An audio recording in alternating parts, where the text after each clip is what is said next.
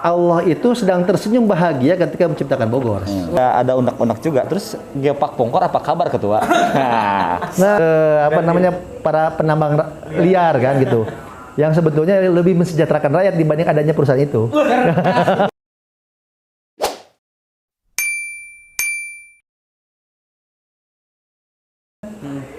Allah itu sedang tersenyum bahagia ketika menciptakan Bogor, menciptakan Jawa Barat kan gitu.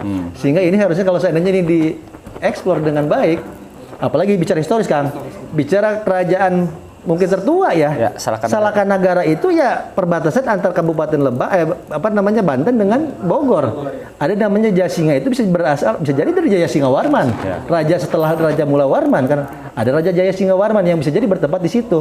Dari Jayasinga Warman ke Dewa Warman pertama ya, Dewa Warman ke Jayasinga Warman ke Mula Warman baru memindahkan ke Bekasi. Artinya kalau bicara di situ bahwa Jayasinga ini kalau bicara di historis, saya yakin Bogor Barat adalah sebetulnya secara historis adalah peradaban lebih tua dibanding Indonesia.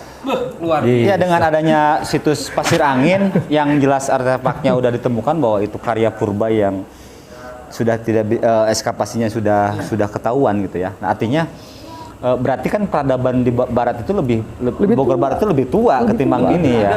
Belum lagi Gunung Kapur dan sebagainya ya. Patilasan-patilasan yang ada itu merupakan jejak yang tidak ujug-ujug kita gitu mengusulkan kita pengen mekar dari Kabupaten Induk, dan kita confident lah sebagai masyarakat warga Bogor Barat. Dari mulai perbatasan timur itu kan Tenyolaya ini nih, timur selatan lah ya Tenyolaya itu. Ya kita berbatasan dengan Taman Sari yang nantinya dari 14 konsep kecamatan yang akan ke Bogor Barat itu, ya salah satunya dari Tenyolaya. Makanya saya juga nanti di sini akan selamat datang Bogor Barat gitu, yang berbatasan dengan Taman Sari. Ya pintu gerbang bro gitu. Jadi sebenarnya Kang Hendy. Nah, terus enggak saya mau nanya nih, ada unek-unek juga. Terus Geopark Pongkor apa kabar ketua? Nah, ini kan waduh keren banget. Sampai Tenyolaya itu masuknya Geopark Pongkor. Tenyolaya sampai Parung loh.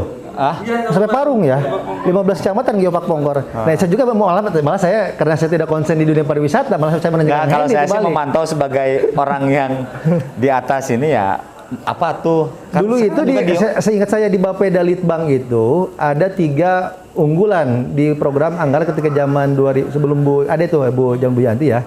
Geopark Pongkor, Cibinong Front City, sama satu lagi saya lupa apa tuh. Nah, memang kalau Geopark Pongkor waktu itu saya berpikir kok bicaranya terlalu ini. Kenapa tidak Geopark Gunung Halimun Salak misalnya? Itu lebih konkret. Sehingga ada terkesan nuansa pesan sponsor gitu. Gitu. Jadi kalau bicara Pongkor itu kan identik dengan satu perusahaan. Iya, perusahaan itulah. Iya, itulah gitu ya. Sehingga terkesan ini dipesan sponsor dalam rangka pengalihan dari waktu itu ketika dari masalah tambang kewajiban reklamasi bisa jadi ketika lagi itu terjadinya pemberangusan para penambang liar kan gitu, yang sebetulnya lebih mensejahterakan rakyat dibanding adanya perusahaan itu. Luar biasa. Bapak pertanyaannya menjurus ke ekstrim gitu. Ya memang jelas karena memang ketua karena memang pernah menjadi pelaku. Salah satunya itu artinya lebih menguntungkan itu sebetulnya dibanding Geopark. Lebih pro rakyat lah. Ya, itu betul. Iya, karena memang ketika bicara realita ya. Bukan masalah saya pernah bermain atau tidak bermain sih. Karena kalau terkait dengan itu saya no comment lah ya. Cuma setidaknya fakta-fakta bahwa ketika ketika pertambangan itu dikelola juga sebagian oleh rakyat, maka yang berbicara sejahtera bukan hanya masyarakat tanggung, tapi bicara masyarakat se-Bogor Barat ketika itu perekonomiannya luar biasa. CSR-nya nggak nyampe ke Tenyolaya. CSR-nya nggak nyampe. Tapi kan sebagian Guradil juga orang Tenyolaya. Artinya gini. Saya melihat ini ya, salah satu ya ngalir ngidul sih, tapi tujuannya kita sama lah. Bagaimana kita berpikir ke depan. Saya mulai persiapan dari mulai tatanan masyarakatnya kita sedikit banyak edukasi lah. Masyarakat harus mengenal dulu yang namanya sabta pesona ketika berbicara wisata. Bagaimana dia sadar wisata, terus bagaimana dia bersih dan sebagainya. Yang terakhir itu bagaimana destinasi wisata itu membawa kenangan. Iya. Seperti halnya cinta itu kan membawa kenangan. Artinya filosofis dasar bagaimana pengembangan wisata ini. Cuma pertanyaan cinta sesaat apa cinta abadi? Cinta yang hakiki masalahnya nih. Everlasting like the sun. Everlasting like the sun. Nah, artinya gini loh. Saya dulu muncul untuk membangun sebuah desa wisata lah, hal terkecil untuk menyetel. Saya berangkat dengan prinsip seperti halnya Taman Nasional, bagaimana leuweung hejo masyarakat ngejo. Bagaimana alam lestari dan masyarakat menanak nasi. Itu prinsip utamanya ketika berbicara. Artinya tanpa harus mengorbankan, maaf lah seperti halnya yang tadi sampaikan, bagaimana kerusakan terjadi. Solusi utamanya yaitu bagaimana penataan wisatanya nih, masyarakatnya gimana. Belum lagi nanti masyarakatnya juga kita edukasi untuk Somea Hadeka Sema. Betul. Nah, prinsip-prinsip ini kan sudah ada di KAA 1955. Brandingnya. Biar pengunjung itu tadi itu ketika berangkat dari Sabta Pesona itu berujung pada Bogor Barat itu selalu membawa kenangan, ramah tamahnya dan sebagainya. Dan bicara kultur masyarakat Sunda memang kan Somea Hadeka Sema. Sebetulnya itu sudah menjadi kultur masyarakat gitu kan. Bahkan ya boleh dibilang bisa jadi kenapa orang Sunda terutama wanitanya disebut Faris Panjapa misalnya karena garelis misalkan gitu. Lelakinya rada karasep gitu kan. Kalau cantik itu memang mulai dari kalau cantik itu dimulai dari citra resmi Diah Pitaloka. Nah, dia anaknya Lingga Buana.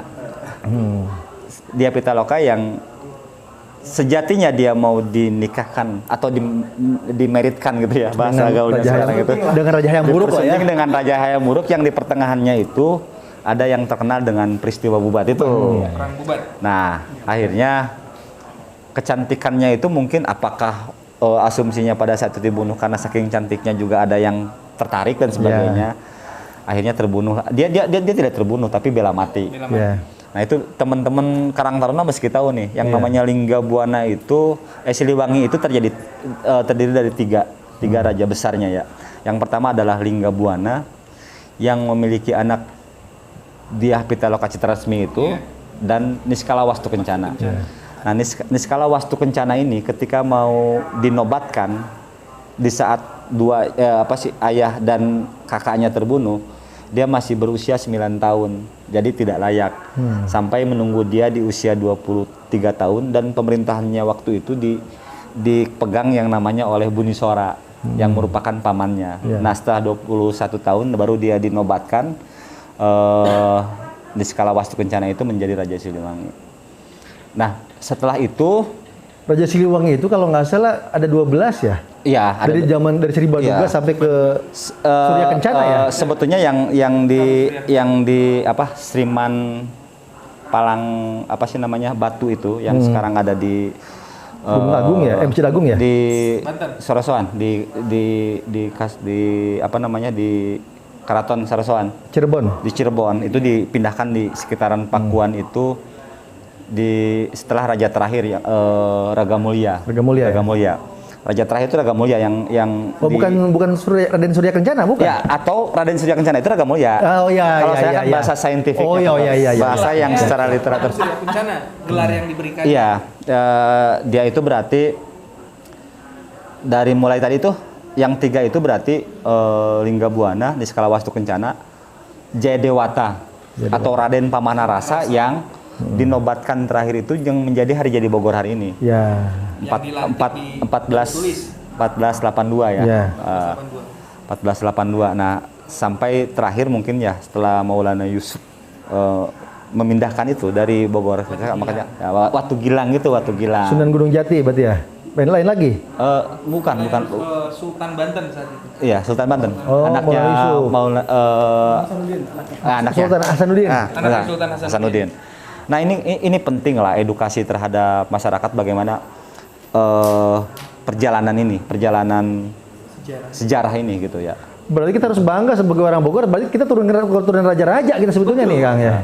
Cuma keturunan ke-8 gitu ya. Wah, turunnya ke-8, tas hitungan warisan berarti. Jadi itu yang membuat saya kadang-kadang suka pesimis. Iya. Karena keturunan raja-raja gitu kan, merasa wah saya turunan raja. Pegawai tenang sore.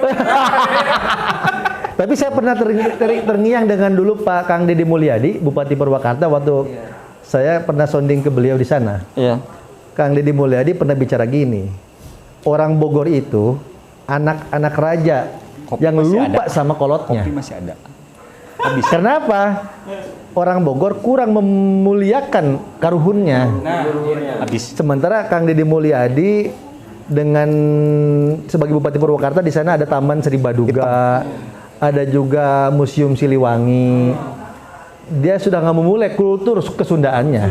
Sementara di Bogor sampai saat ini saya lihat seperti di Kota Madya atau di kabupaten belum bagaimana concern di pengangkatan potensi-potensi kesundaan, kepajajaranan, kepakuan pajajaranannya kan gitu. Jadi gini Ketua, persepsi yang pernah saya baca literasinya ya, gampang lah nanti diedit-edit gitu ya. Gampang bebas aja lah ngomong. Pajajaran itu bukan nama sebuah kerajaan loh, bukan kerajaan.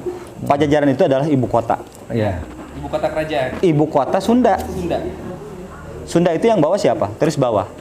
Terus bawa. Itu di tahun 600-an. 600-an. Nah, dari mulai terus bawa itulah apa namanya teh waktu Gilang itu dinobatkan Sebagai tempat-tempat nah, untuk potensi kenapa di pelantikan ya? Iya, dinobatnya pelantikan lah, pelantikan gitu. Pengukuhan sekaligus pelantikan. Nah, makanya Jaya Dewata itu tadi itu Raden Pamanarasa kita jadi berbicara kultur sejarah. Nggak apa-apa ini Ya. bebas. Bahkan bagus jadi durasinya agak ini bicara. Asik. Jadi Agak asik. videonya partnya banyak. Malah nanti mudah-mudahan ada orang yang suka dengan historis sejarah akan melihat agak panjang kan. Oh. Jadi target 4.000 jam itu cepat tercapai. Siapa tahu ada yang merespon nanti, ada Ya, yang merespon. amin. Wah, ini tidak sesuai dengan teori saya dan sebagainya. Ayo, Nggak apa-apa. saya justru